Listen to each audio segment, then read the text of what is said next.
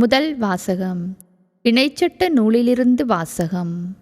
மோசே மக்களை நோக்கி கூறியது: உங்களுக்கு முற்பட்ட பண்டை காலத்தை பற்றி கேட்டு தெரிந்து கொள்ளுங்கள். கடவுள் உலகில் மனிதனை படைத்த நாள் முதல் வானத்தின் ஒரு முனை முதல் மறுமுனை வரைக்கும் எங்காவது இத்தகைய மாபெரும் செயல் நடந்ததுண்டோ? அல்லது இதுபோல் கேள்விப்பட்டது உண்டோ? நெருப்பின் நடுவிலிருந்து பேசிய கடவுளின் குரலொலியை கேட்டும் நீங்கள் உயிர் வாழ்ந்தது போல் வேறு எந்த மக்களினமாவது வாழ்ந்ததுண்டா? அல்லது உங்கள் கடவுளாகிய ஆண்டவர் எகிப்தில் உங்கள் கண் முன்னே உங்களுக்கு செய்த அனைத்தையும் போல சோதனைகள், அடையாளங்கள், அருஞ்செயல்கள், போர், வலிய கரம் ஓங்கிய புயங் மற்றும் அச்சுறுத்தும் நிகழ்ச்சிகள் மூலம் ஓரினத்தை வேறொரு நாட்டினின்று தமக்கென உரிமையாக்கிக் கொள்ள முன்வரும் கடவுள் உண்டோ? மேலே விண்ணிலும் கீழே மண்ணிலும் ஆண்டவரே கடவுள். அவரை தவிர வேறு எவரும் இலர் என்று இன்று அறிந்து உங்கள் உள்ளத்தில் இருத்துங்கள். நான் இன்று உங்களுக்கு கட்டளையிடும் அவரது நியமங்களையும் கட்டளைகளையும் பின்பற்றுங்கள். அப்பொழுது உங்களுக்கும் உங்களுக்கு பின்வரும் உங்கள் பிள்ளைகளுக்கும் எல்லாம் நலமாகும். மேலும் உங்கள் கடவுளாகிய ஆண்டவர் உங்களுக்கு எக்காலத்திற்கும் கொடுக்கும் மண்ணில் நீங்கள் நெடுநாள் வாழ்வீர்கள். இது ஆண்டவர் வழங்கும் அருள் வாக்கு. இரண்டாம் வாசகம். திருத்தூதர் பவுல் ரோமையருக்கு எழுதிய திருமுகத்திலிருந்து வாசகம்.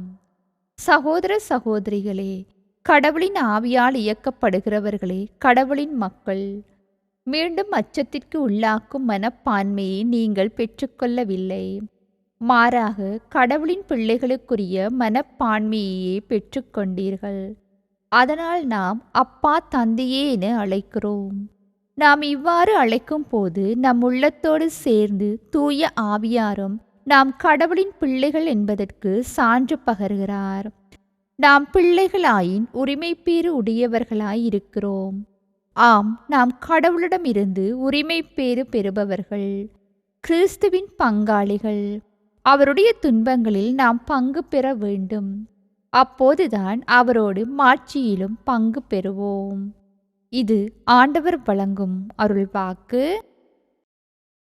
புனித மத்தேயு எழுதிய நற்செய்தியிலிருந்து வாசகம். அதிகாரம் 28, இறைவசனங்கள் 16 தொடக்கம் 20 முடிய. அக்காலத்தில் 11 சீடர்களும் இயேசு தங்களுக்கு பணித்தபடியே கலிலேயாவிலுள்ள ஒரு மலைக்கு சென்றார்கள். அங்கே அவரைக் கண்டு பணிந்தார்கள். சிலரோ ஐயமுற்றார்கள். இயேசு அவர்களை அணுகி, விண்ணுலகிலும் மண்ணுலகிலும் அனைத்து அதிகாரமும் எனக்கு அருளப்பட்டிருக்கிறது. எனவே நீங்கள் போய் எல்லா மக்களினத்தாரையும் சீடராக்குங்கள். தந்தை, மகன், தூய ஆவியார் பெயரால் திருமுழுக்கு கொடுங்கள். நான் உங்களுக்கு கட்டளையிட்ட யாவையும் அவர்களும் கடைப்பிடிக்கும்படி கற்பியுங்கள். இதோ, உலக முடிவு வரை எந்நாளும் நான் உங்களுடன் இருக்கிறேன் என்று கூறினார். இது கிறிஸ்து வழங்கும் நற்செய்தி.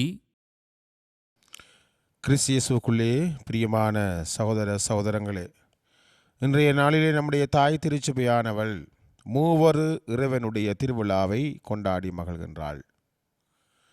நாங்கள் பார்க்கின்றோம், ஆண்டவர் மனிதன் தனியாக இருப்பது நல்லதல்ல, அவனுக்கு தகுந்ததொரு துணையை உருவாக்குவேன் என்று சொல்லி மனிதனுக்கு துணையை உருவாக்கிய கடவுள் தானும் தன்னுடைய மகனும் தூய ஆவியாரும் ஒன்றித்திருக்க வேண்டும் என்று சொல்லி, ஒரே கடவுளாய் இருக்க வேண்டும் என்று சொல்லி அவர்களுக்குள்ளே ஒன்றிப்பை உருவாக்குவதை நாங்கள் பார்க்கின்றோம்.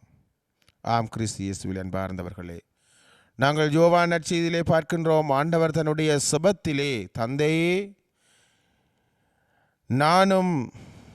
நாம் ஒன்றாய் இருப்பது போல அவர்களும் ஒன்றாய் இருப்பார்களாக என்று சொல்லி தன்னுடைய தந்தையிடம் செபிப்பதை நாங்கள் பார்க்கின்றோம். மேலுமாக நாங்கள் பார்க்கின்றோம், ஆண்டவர் இயேசு திருமுழுக்கு பெறுகின்ற பொழுது தந்தை அங்கு பிரசன்னமாக இருப்பதையும், தூய ஆவியார் புறா வடிவை போல இறங்கி, இவரே என் அன்பார்ந்த மகன், இவருக்கு நீங்கள் செவி சாயுங்கள் என்று சொல்லி தன்னுடைய பிரசனத்தை அங்கே உறுதிப்படுத்துவதை நாங்கள் பார்க்கின்றோம். ஆகவே நாங்கள் எங்களுடைய வாழ்விலே மூவரு இறைவனுடைய பிரசன்னம் எங்களோடு இருக்கும்படியாக இன்றைய நாளிலே மன்றாடுவோம். ஆண்டவர் தன்னுடைய வாழ்விலே தான் செய்த எல்லா பகிரங்க பணி செயற்பாடுகளிலும் தன்னுடைய தந்தையை மகிமைப்படுத்தினார். தூய ஆவியாருடைய செயற்பாடு தன்னிலே செயற்படும்படியாக வழிவகுத்தார். ஆகவே நாங்களும் எம்முடைய வாழ்விலே தந்தையினுடைய பிரசன்னம் எங்களோடு இருக்கவும், ஆண்டவர் இயேசுவினுடைய பிரசன்னம் எம்மோடு வழிநடத்தவும், தூய ஆவியானவர் எங்களுக்கு எல்லாமாக இருந்து நாங்கள் பிறர் நாம் நல்லவற்றை செய்வதற்கு எங்களை ஊந்துகின்ற உந்து சக்தியாக இருக்க இன்றைய நாளிலே நாங்கள் வரம் வேண்டி மன்றாடுவோம்.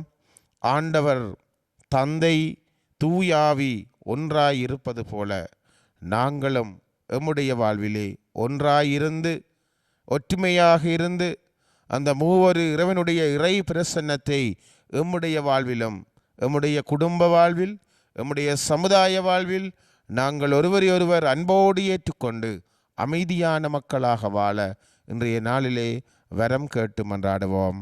ஆமேன்.